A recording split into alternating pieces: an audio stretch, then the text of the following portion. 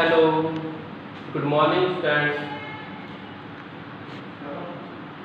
Welcome to your class. Today's class for class 8 to 10 subject है science.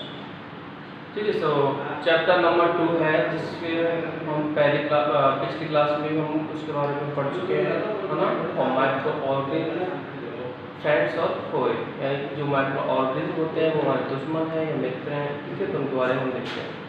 तो आज की जो क्लास है वो हम स्टार्ट करते हैं इंक्रीजिंग सॉइल फर्टिलिटी, यानी कि हम माइक्रो ऑर्गेनिज्म के यूजेज पढ़ रहे थे कि माइक्रो ऑर्गेनिज्म जो होते हैं वो हमारे लिए क्या क्या यूज में आते हैं।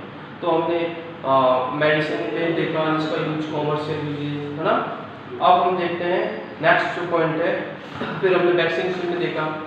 अब देखते हैं इंक्रीजिंग सॉइल फर्टिलिटी। आपको पता है कि माइक्रो ऑर्गेनिज्म जो होते हैं वो सॉइल की फर्टिलिटी को इंक्रीज करते हैं, यानी कि बढ़ाते हैं। ठीक है, आपने राइजोबियम के बारे में सुना है। राइजोबियम एक नाइट्रोजन फिक्सर यानी कि वो एनवायरनमेंट की नाइट्रोजन को क्या करता है, एक्सपेक्ट करता है, अपने अंदर ऑब्जर्व करता है और उसको क्या करता है, वो हमारे सॉइल में मिक्स करता है, जिससे प्लांट को क्या मिलती है, नाइट्रोजन मिलती है। ठीक है, और जब प्लांट को नाइट्रोजन मिलती है तो प्लांट को एनिमल्स खाते हैं, तो हमें उससे एनिमल्स को भी नाइट्रोजन मिलती है।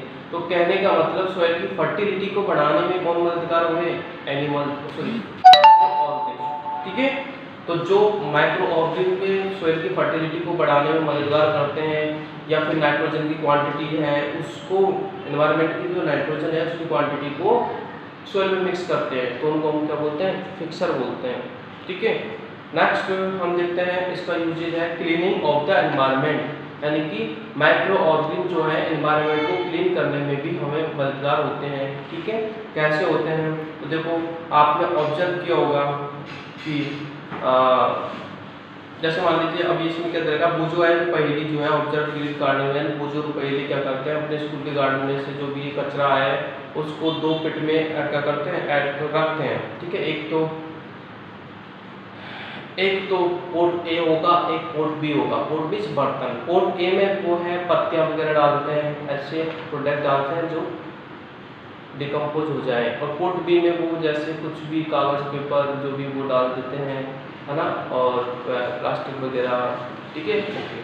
तो कुछ देर बाद या कुछ टाइम बाद वो देखते हैं कि जो पोर्ट ए था उसमें क्या हो गया, डिकम्पोजिशन स्टार्ट हो गया, यानी कि वो गलने लग गया, और गल के वो किस में चेंज होने वाला है, मैन्योर में, यानी खाद में। ठीक है, तो खाद आपको पता है क्या है, खाद में फिर से न्यूट्रिएंट्स होते हैं, और फिर खाद के जो वो न्यूट्रिएंट्स होते हैं वो फिर से प्लांट को मिलते हैं।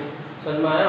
तो कहने का मतलब ये है डिकम्पोजिशन हो गया यहाँ पे। अब देखो माइक्रो ऑर्गेनिज्म जो है एनवायरनमेंट को क्लीन करने में मदद कैसे करते हैं, तो देखो आपने देखोगा जो भी बेस्ट होते हैं, एनिमल एक्स्ट्रा वगैरह बेस्ट प्रोडक्ट होते हैं, ठीक है, उनमें माइक्रो ऑर्गेनिज्म उनको खा के मिट्टी में मिक्स करते हैं, है ना। तो इससे क्या एनवायरनमेंट हमारा क्लीन होता है। या फिर आप अदर हैंड अगर आप देखते हो तो जैसे कोई डेड बॉडी है एनिमल्स की, है ना, मरे हुए जानवर की डेड बॉडी है, तो आपने उसको ऑब्जर्व किया होगा कि उसको बहुत ही छोटे छोटे माइक्रो ऑर्गेनिज्म क्या करते हैं, उसको अंदर से खा पी के उसको खोखला कर देते हैं, एंड मिट्टी में क्या कर देते हैं, मिक्स कर देते हैं।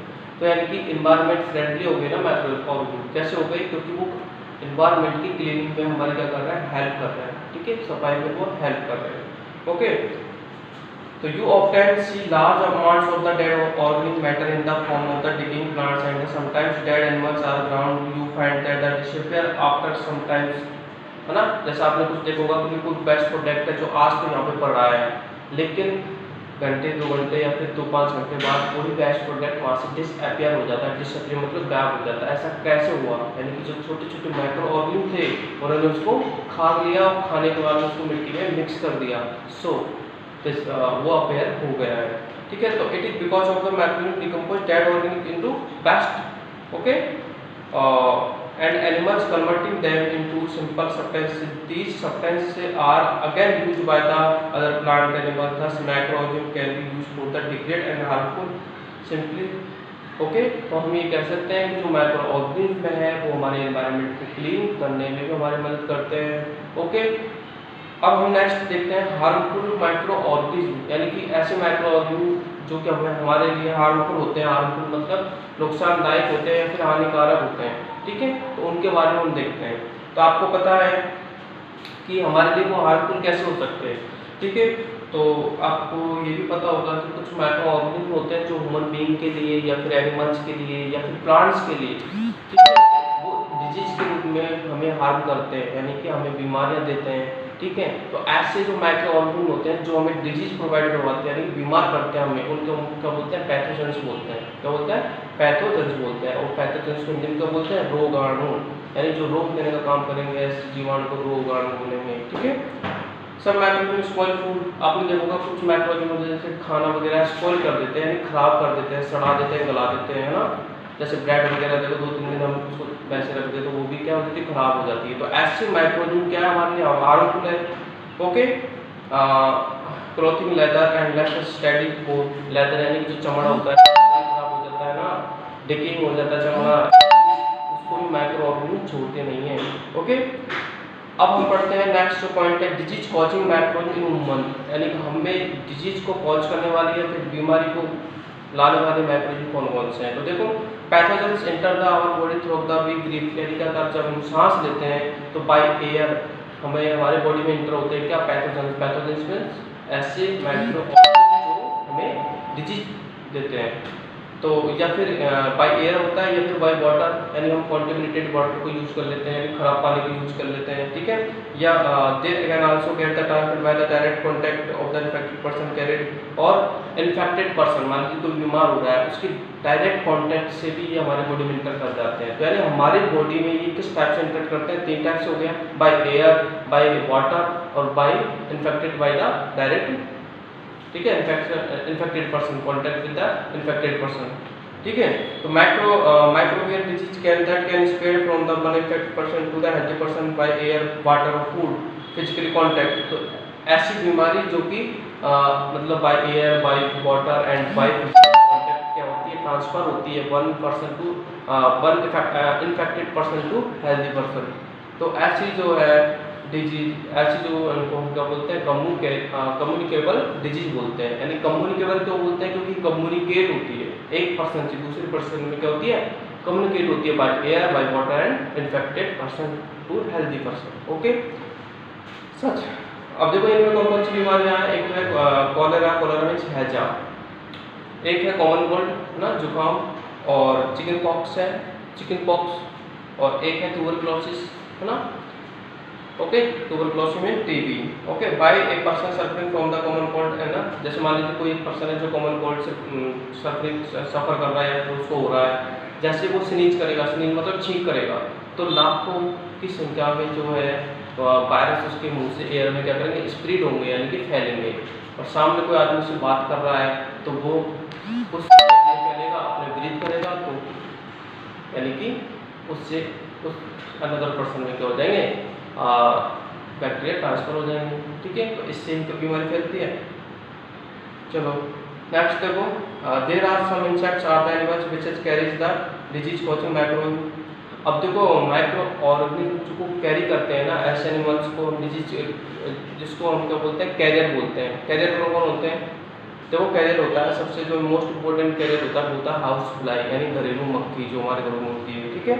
और कैसे होता है आपको पता है, वो गार्बेज पे सेट करती है, यानी बैठती है, गार्बेज पे बैठ जाती है, या फिर कॉन्टेमिनेटेड चीज़ों पे बैठ जाती है, फिर वहाँ से उठ के हमारे अनकवर्ड फूड पे आके बैठ जाती है। अगर हम फूड को कवर रखेंगे तो कोई दिक्कत नहीं है, बट अनकवर रखेंगे तो उसके पर आके बैठ जाएगी, और अपने पैरों से जो कुछ गंदगी वो चिपका के लाएगी, वो हमारे फूड पे छोड़ देगी, उसको हीट कर लेंगे। हीट करने के बाद में जो बैक्टीरिया आज हम हमारे अंदर बॉडी पे इंटर हो जाएंगे, दैन हम क्या हो जाएंगे, और बीमार हो जाएंगे, ठीक है। और जो नेक्स्ट जो आपका कैरियर है वो है आपका क्या बोलते हैं, मच्छर, मॉस्किटो, है ना। और मच्छर में भी जैसे मच्छर मादा एनोफ्लीज, ठीक है, फीमेल एनोफ्लीज, जिसको हिंदी में मादा एनोफ्लीज बोलते हैं। तो फीमेल एनोफ्लीज होती है मलेरिया का कैरियर है, यानी मलेरिया जो डिजीज होता है वो उसी के कारण होता है, ओके।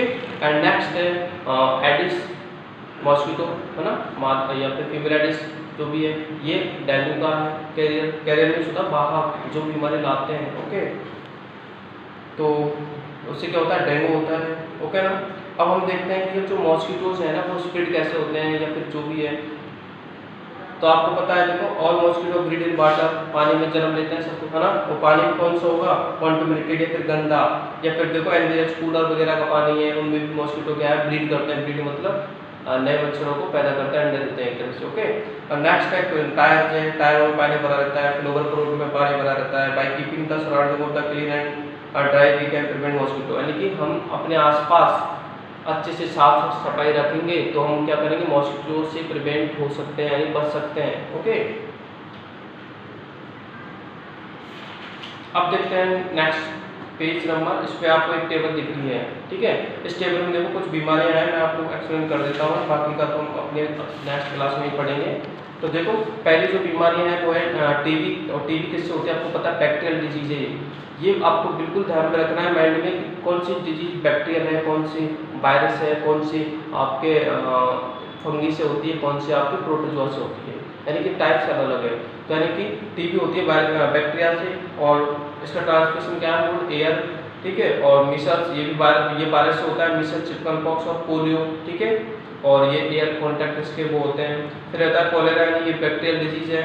और वाटर फ्लूस होता है, टाइफाइड है, ये बैक्टीरियल डिजीज है। फिर हेपेटाइटिस बी है। तो जब कुछ, फिर मलेरिया है, मलेरिया प्रोटोजोआ में आता है। जितनी मच्छर से खाने वाली बीमारियां होती है ना, वो सब प्रोटोजोआ कैटेगरी में आती है। ओके ना। हाँ, अब देखो कुछ हमने पहले पढ़ा था वैक्सीनेशन के बारे में, कुछ बीमारियां होती हैं जिनकी वैक्सीन उपलब्ध हैं, तो वैक्सीनेशन से हम उनको क्या कर सकते हैं, अपने आप को प्रोटेक्ट कर सकते हैं, है ना। ओके, तो देखो in other animals for the example, देखो अब जो हम आगे नेक्स्ट देखेंगे वो है disease causing micro organism in animals, ठीक है। जैसे हम ह्यूमन बीइंग को डिजीज कॉज करती है, इसी टाइप से एनिमल्स को भी डिजीज कॉज करती है, प्लांट्स को भी बीमारियां होती है, एनिमल्स को भी बीमारियां होती है। तो कौन कौन सी बीमारियां होती है, ठीक है, उस टॉपिक पे हम अपनी नेक्स्ट क्लास में डिस्कस करेंगे, ठीक है। तो आप ये जो टेबल है ना 2.1, इसको अच्छे से दिमाग में रख लेना। मतलब ये 4 आपको स्टेप देखे हैं, मोड ऑफ ट्रांसमिशन, प्रिवेंशन, यानी सुरक्षा कैसे करते हैं, इसको आपको लर्न करना अच्छे से। और जो अब नेक्स्ट टेबल नंबर है 2.2, ठीक है, वो मैं नेक्स्ट क्लास में पढ़ाऊँगा, बट आप उसको भी एक बार अच्छे से देख लेना, ठीक है। और इस चैप्टर को पूरे को कंप्लीट कर लेना है आपको अच्छे से, ठीक है। माइक्रो ऑर्गेनिज्म के बारे में कोई भी डाउट हो, कोई यानी कुछ भी हो, तो आप मुझे बताइए, ठीक है। सो आज की क्लास में इतना ही है। Thank you for watching.